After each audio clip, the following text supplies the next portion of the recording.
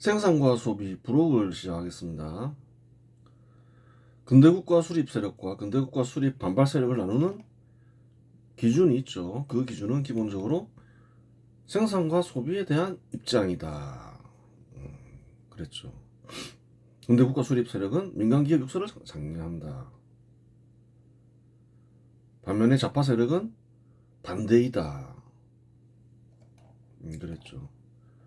우파 인사는 자유로운 경제활동을 최대한 보장하려 한다. 좌파 인사는 반대이다. 신분제도를 금지한다. 우파 인사는. 좌파 인사는 신분제도를 옹호한다. 그렇죠. 우파 인사는 사유재산을 보장하고 좌파 인사는 정반대이다. 이러한 것들이 뭔가요? 기본적으로 다 연결되어 있다는 거예요. 민간기업을 육성하기 위해서는 기본적으로 이러한 조건들이 필요하다는 거예요. 사유재산은 보장 안 되는데 민간기업 육성될 수가 없고, 신분제도가 있는데 민간기업 육성이 될 수가 없다는 거예요. 통제하려 하기 때문에 신분 높은 이들이.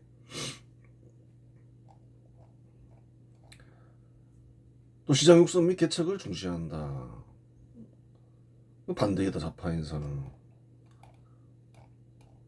산업 간 평등을 중시한다. 상공을 육성하고, 그렇죠. 근데 반대이다. 농업을 중시한다. 그런 여러 가지가 있는 거예요. 지금 언급한 것들은 핵심이 되는 것들을 얘기해 주는 거라는 거예요. 근대국가 수립 세력은 정부와 민간의 관계를 어떻게 볼까요? 평등하게 본다는 거예요. 근대국가 수립 반발 세력은 정부를 민간보다 우위에 둔다는 거예요. 근대국가 수립 세력은 정부를 민간보다 우위에 두지 않는다. 정부는 정부의 역할이 있을 따름이고, 민간은 민간의 역할이 있을 따름이라고 생각해요. 정부와 민간 관계를 평등하게 본다. 그래요. 생산과 소비는 특별한 이유가 없는 이상 민간에게 맡기고, 정부는 생산과 소비를 지원하는 역할을 맡는다. 그걸 알아야 되는 거예요. 정부는 생산과 무관하다. 그렇진 않다는 거예요. 근데 서로 역할이 있다는 거예요. 민간이 생산과 소비를 원활하게 하기 위해서는 위해서 정부는 국방기능, 치안기능, 사법기능 등을 수행한다. 그렇죠. 이런 것들이 보장이 안 되면 생산과 소비에 전념할 수가 없다는 거예요. 생산과 무관해 보이지만 사실은 생산과 소비를 지원하는 역할을 하고 있다는 거예요. 생산에 참여하고 있는 거죠. 정부도 사실은. 국가라는 건 생산 단위인 거예요. 생산과 소비의 단위. 또한 민간이 생산하기 어려운 항만, 도로 등을 건설하고 관리하며 사실이죠. 화폐를 제공하는 역할을 수행한다. 생산 소비를 원활하게 하기 위해서는 항만, 도로를 건설하고 관리해야 될 거 아니에요. 다 정부 역할이잖아요. 또 화폐를 또 발행하고 그러죠. 공산주의 세력은 정부가 생산시설이나 토지와 같은 국가에 필요한 재산을 정부가 소유하여 관리한다. 정부가 생산과 소비 모두를 관장하니 민간은 정부의 노예와 다를 바 없다. 생산과 소비를 다 관리해버린다. 전부 국유화해서. 그럼 소비하기 위해서는 그래요. 그것을 장악하고 있는 공산당에 충성할 수밖에 없는 거죠. 그 노예 상태가 돼버린다는 거예요. 왜 인권이 유린되는지를 알아라는 거예요. 정부를 우위에 두죠. 고대 농경국가인 조선에서는 관종민비라는 인식이 뿌리 깊었다. 이런 관을 민보다 우위에 두는 철저한 수직적 위계 질서로 정부가 민간의 경제활동을 통제하고 재산을 약탈하고 인권을 유린하는 구조적 명분이 되었다. 그걸 알아라는 거예요. 공산주의와 고대의 관습적 생각과는 똑같다는 거예요. 똑같을 수밖에 없다는 거예요. 고대의 관습적 생각을 뒤집은 게 근대화 그 이념이고, 근대화 이념을 뒤집은 게 공산주의라는 거예요. 뒤집고 뒤집으니까 어떻게 되나요? 같아진다는 거예요. 고대의 관습적 생각이나 공산주의는 정부를 민간보다 우위에 두고 정부의 재산 침탈과 인권 우위를 당연시한다는 점에서 같다. 그 잘 보라는 거예요. 더불어민주당이 집권할 때마다 뭐 재산을 침탈하려 하고 막 거래의 자유를 침해하려 하고 거래 못하게 하고 뭐 이상한 짓을 막 하잖아요.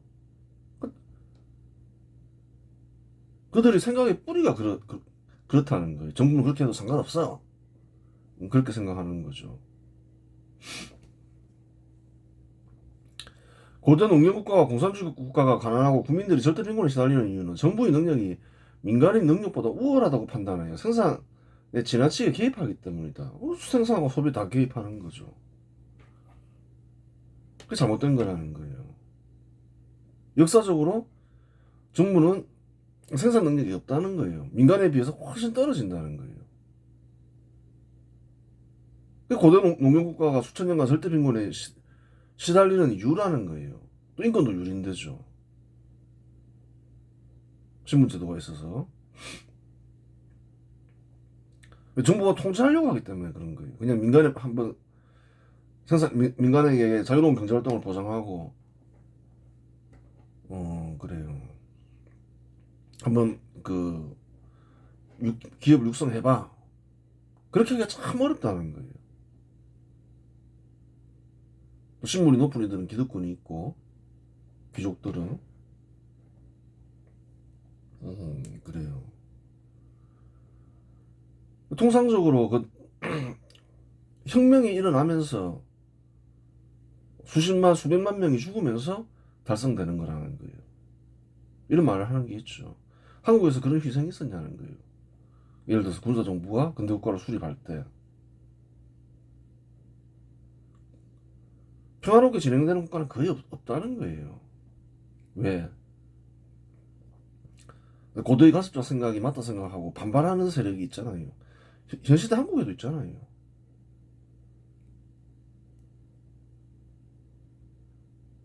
그런데 역사적으로는 민간이 정부보다 생산 능력이 월등히 뛰어나고 정부는 원활하게 생산할 능력이 없다. 그래요. 능력이 없는 정부가 생산과 소비를 주도하니 국가는 가난해지고 국민들은 절대 빈곤에 시달리는 것이다. 그걸 알아야 되는 거예요. 정부는 그런 능력이 없다는 거예요. 생산할 능력이. 그냥 지원해주는 역할을 맡아야 되지. 자기가 앞장서서 내가 생산해서 분배할게. 그럼 큰일 나다 생각해야 되는 거예요. 좀 그런 식의 생각이 이제 공산주의 국가인데 그런 생각은 고대부터 쭉 있었던 거라는 거예요. 뒤집어 버리면 고대 농경국가가 돼버린다. 이상한 국가가 돼버린다. 그걸 알아라는 거예요. 그 얘기했잖아요. 저번 시간에. 조선과 북한은 크게 다르지 않았을 것이다.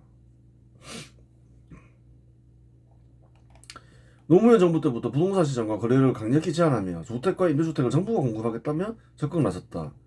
그 결과 서울과 서울 인근 주택 가격과 임대료는 급등했다. 그걸 알아라는 거예요.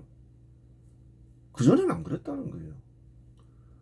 재산 형성을 장려하고 주택 구매를 장려하고 거래의 자유를 거래의 자유를 최대한 보장하면서 정부가 앞장서서 공급을 했죠. 빨리 부수고 낙후되는 주택을 빨리빨리 아파트를 공급하니까 주거 환경도 개선이 되고 그래요. 누구나 성실히 살면 서울 아파트를 다 구매할 수 있었다는 거예요. 그걸 뒤집어 엎어버린 게 노무현이라는 거예요. 어떻게 됐나요?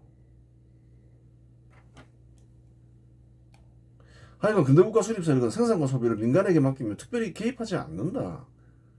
반면에 공산주의 세력은 정부가 생산과 소비를 직접 관장하려 한다. 잘못된 생각인 거예요. 결과가 훨씬 나쁘다는 거예요.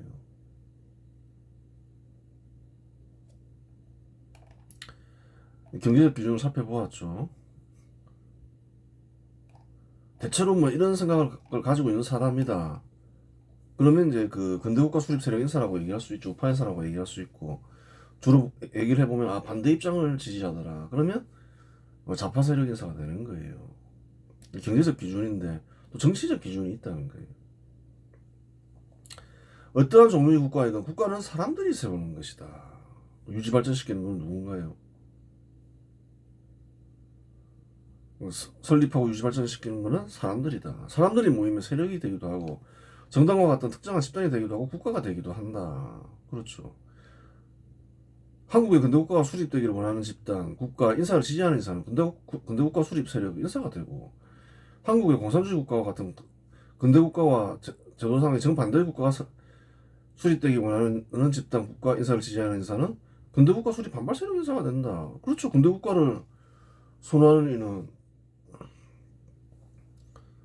그래요.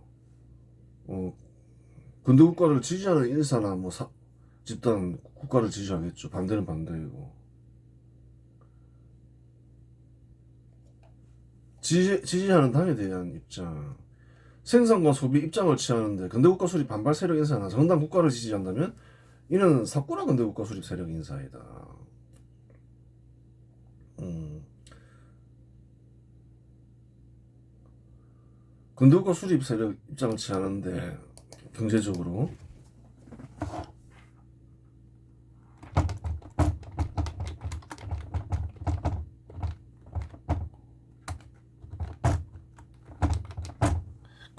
그렇죠.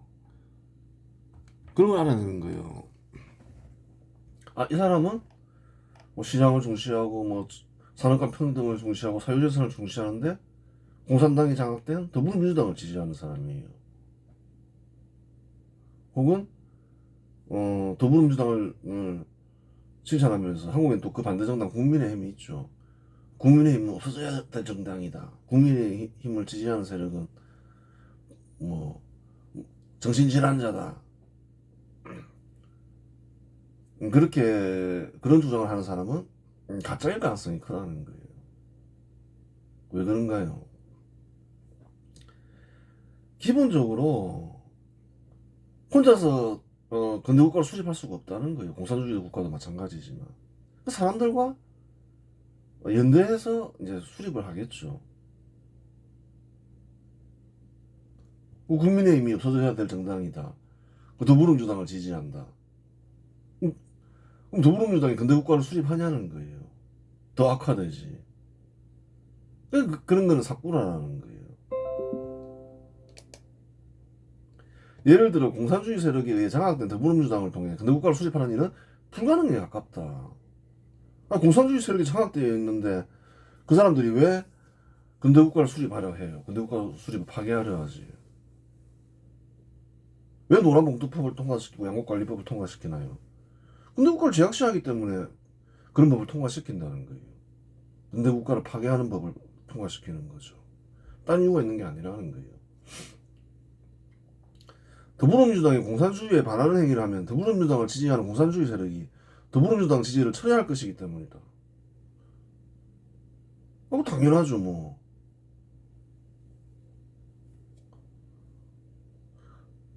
공산주의 세력 인사가 우파 정당에 가입하는 이유는 무엇일까? 또 가입할 수도 있겠죠. 물론 전향한 뒤 가입하면 아무런 문제가 되지 않지만 전향도 하지 않은 채 가입하였다면 개인의 정치적 이익을 달성하기 위하여 가입하였거나 그렇죠. 우파 정당을 작용하기 위하여 가입한 것에 불과하다.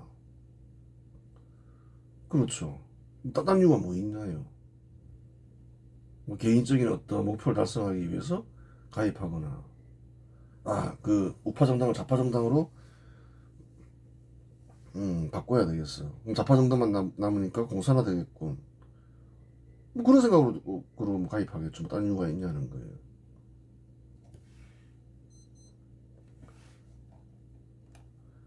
그래요.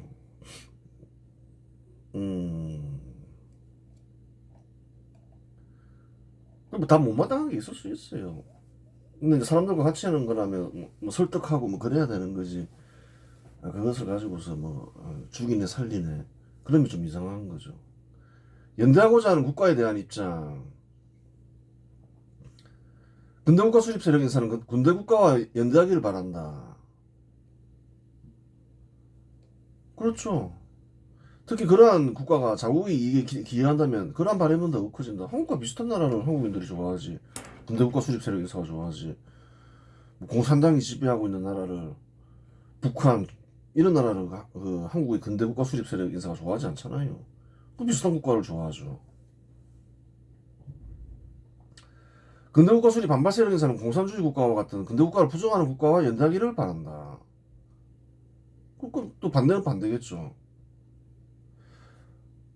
근대국가를 그렇죠. 마찬가지로 그러한 국가가 자국의 이익에 기여한다면 그러한 바람은 더욱 커진다. 똑같은 입장인 거죠. 미국, 미국, 일본, 영국, 독일, 프랑스, 이탈리아, 캐나다 등 세계에는 충분히 발전한 근대 국가들이 많다는 거예요. 특히 미국과 일본은 경제적으로나 정치적으로 한국에 큰 도움이 된다. 그렇죠. 경제 교류도 많고 또 군사적으로도 한국에 도움을 줄 수 있는 나라는 미국과 일본이죠. 역사적으로 미국과 일본은 한국의 근대국가 수립에 큰 기여를 했다. 기여를 했죠, 뭐. 일본은 기술과 자금 제공했고, 미국은 그래 한국 수립에 큰 기여를 했죠. 그러한 이유로 한국의 근대국가 수립 세력 인사는 친미 인사는 친일 인사가 된다. 뭐 당연하죠, 뭐. 근대국가 수립 세력 인사가 근대국가를 제약시하는 공산당이 지배하는 국가를 좋아할 리는 없다. 당연하죠. 왜 좋아해요? 물론 경제적으로 이익이 되면 교류하는 것이지만 정치적으로는 당연히 경계할 수밖에 없다. 괜히 이상한 견해가 유포되고 그런 걸 원하지 않겠죠. 따라서 공산당이 지배하고 있는 국가인 북한과 중국을 싫어하며 정치적으로 북한과 중국과 깊은 연대를 맺고 있는 러시아를 경계한다. 당연히 경계할 수밖에 없죠. 정치적으로는 항상 경계를 해야 되는 거죠. 또 군사적으로도 이들 국가는 연대되어 있고 또 북한은 적대국이잖아요. 따라서 근대국가 수립 세력 인사는 반북, 반중공, 반러시아 성향을 지닌다. 중국과 러시아를 경계하는 이유에는 또 다른 이유가 있다. 중국과 러시아는 주변국을 정복하려는 성향이 여전하고 역사적으로 한반도를 영토로 편입하려 한다. 그리하여 일어난 전쟁이 1894년 청일전쟁과 1904년 러일전쟁이다. 러일전쟁 왜 일어났나요? 러시아가 한반도를 정복하려고 일으킨 거죠. 뭐. 근데 일본한테 졌으면 러시아가 정복했겠죠. 청일전쟁 마찬가지인 거죠. 청나라는 그래요. 한반도를 자기네 영토라 생각하고 마음대로 군대를 파견하고 그랬잖아요.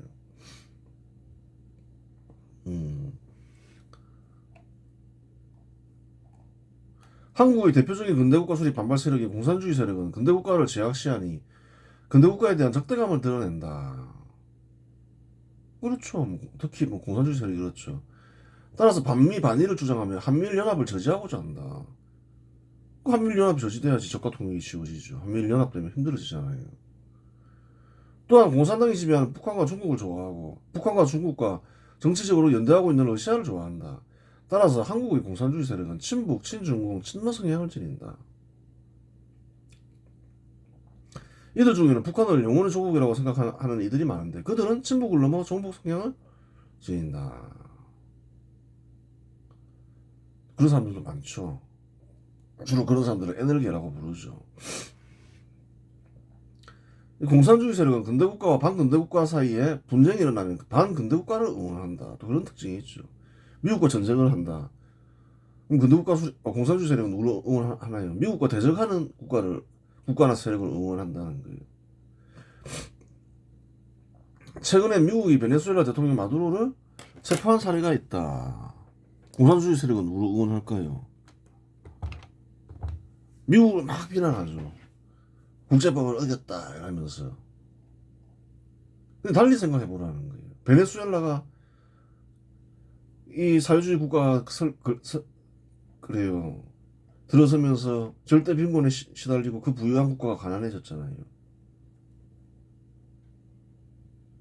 이제 근대 국가를 다시 수립하기 위해서 노력하면 베네수엘라 국민들은 살기가 굉장히 좋아진다는 거예요. 베네수엘라 국민들을 보면 굉장히 미국이 좋은 일을 한 거죠. 트럼프가 좋은 일을 한 거예요. 근대 국가 수립 세력 인사는 베네수엘라 주민들이 미래를 생각하면 잘된 일이라고 생각하지만 그렇죠. 다행이다. 앞으로 좀 저 사람들 좀 괜찮게 살겠군, 잘된 일이야 이래 생각하지만 한국의 공산주의 세력 인사는 오히려 미국을 비난한다. 국제법 위반했다 이러면서 비난하죠. 완전히 다른 생각을 하는 사람들이라는 거예요. 또한 최근에 이란에서 10,000명 이상의 이란 국민들을 이란 정부가 대량 학살하는 일이 있었다. 근대국가 수립 세력 인사들이 이제 북한처럼 될 것 같으니까 들고 일어났죠. 한 2-3만 명 죽었다 하죠. 학살해버렸죠. 그럼 이런 사람들을 위해서는 또 북한같이 되면 안 좋잖아요. 어떤가요? 미국이 이기는 게 좋죠. 이게 미국이 이란을 공격했는데 근대국가 수립 세력은 이란 국민들이 미래를 생각하면 미국을 응원하지만 한국의 공산주의 세력은 오히려 이란을 응원한다. 그러죠. 미국이 이제 물러나야지 뭐. 좀 들어보면 만 명 학살한 건 생각 안 하고 만 명 이상 학살한 건 생각하지 않고 미국이 조금 실수하면 비난하면서 그러죠. 그 잘못된 거예요. 그러니까 생각이 완전 다른 사람들이라는 거예요. 한국인이라서 한국인이라고 하여 다 같은 생각을 하는 이들이 아니라는 거예요. 이처럼 세력에 따라 국가와 사건에 대한 입장은 정반대이다. 정반대죠, 완전히. 확인할 수 있죠. 이번 시간에서 마치겠습니다.